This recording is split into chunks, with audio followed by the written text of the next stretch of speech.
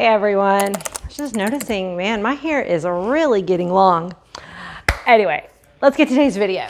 So the last time that I made hamburgers, I made extra and I froze them in my food saver. I love having food saver. It's like these patties, when I thaw them out, which I did all day, and cook them tonight, they're gonna be just like brand new. So anyway, so I said, I made extra patties. I've got one per person for tonight, and I'm gonna show y'all how to make a really delicious mushroom gravy. So sometimes I like to do hamburgers, you know, classic American buns, pickles, ketchup, you know, the works. But sometimes taking a hamburger patty and then sinking it down in a mushroom gravy and serving it over rice or potatoes or something like that is just really, it's just a different spin on a hamburger patty. It makes for a brand new meal. So there's other ways to use this mushroom gravy too, which we'll talk about. So let's get to making it because it's a really easy dish. Okay, I'm gonna start off in my cast iron skillet. You don't have to use this cast iron skillet. It's just one of my favorite pans to cook in, especially a gravy. And I've got it all shiny and clean today. Okay, so we're going to start off with a big old pat of butter because this is gravy, guys. So you're gonna need some butter. You're gonna need some kind of fat. So I'll probably actually end up using a little bit of olive oil too, but we're gonna start off with some butter and we are going to saute. I've got about half an onion that I chopped up finely and a clove of garlic. So I do not want this to burn. So I'm gonna keep the temperature low and we're just gonna let these onions saute in this butter.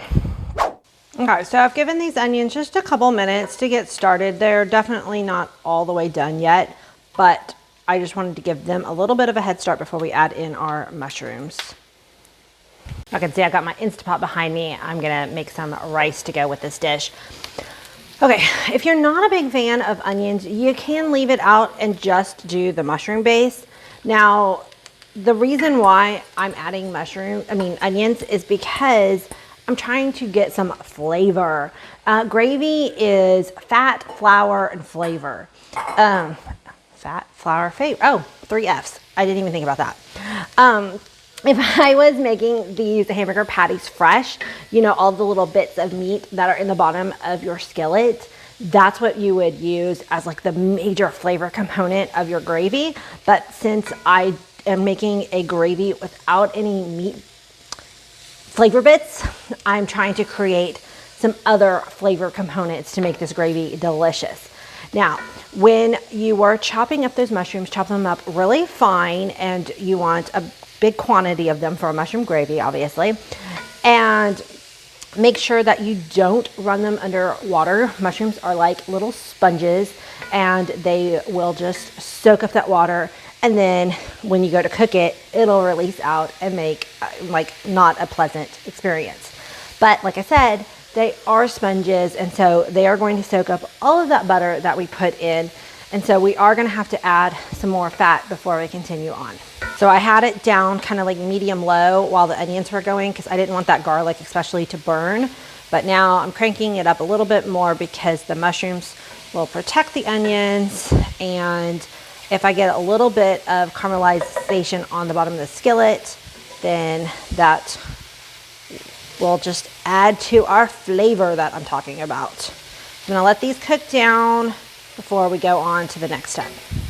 If you've got bacon grease, definitely use that for the recipe. I just don't happen to have any right now, but starting it in bacon grease instead of butter, super good way to get that flavor component.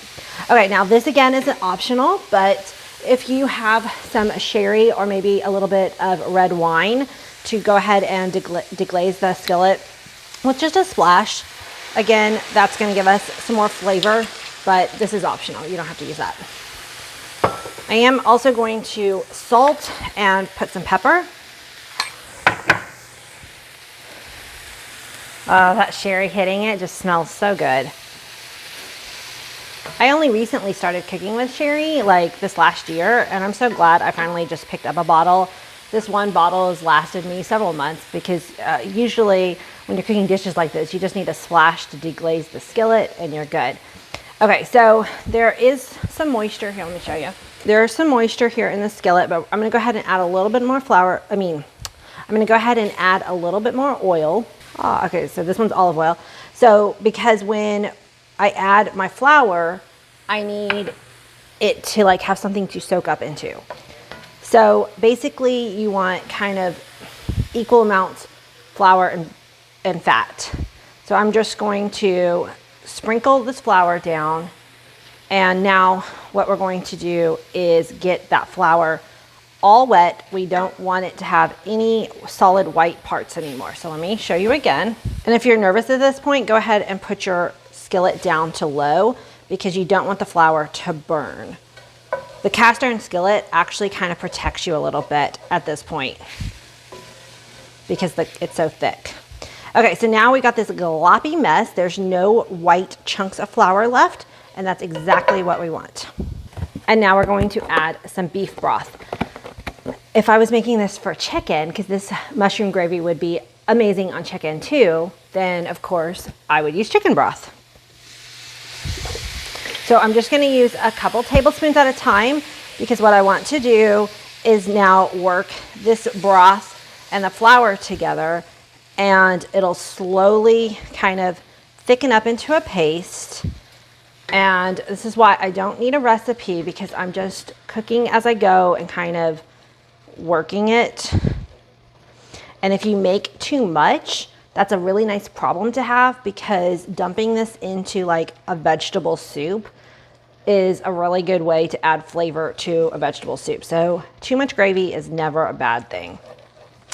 Now, if you want a cream gravy at this point, you can add some heavy cream and or some milk.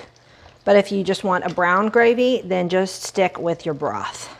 So again, I had a whisk over there, but honestly, I don't think I even need it.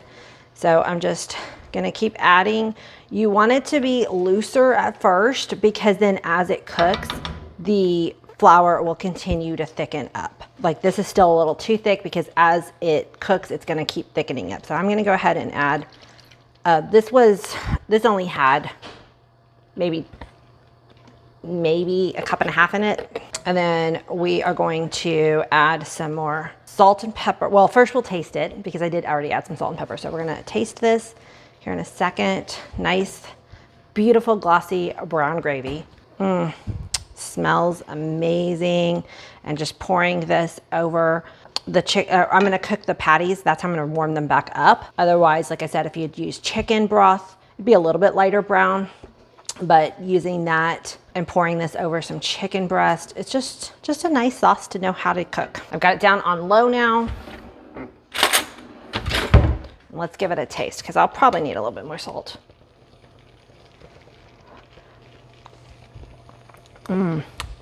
Just a little bit. I did pretty good.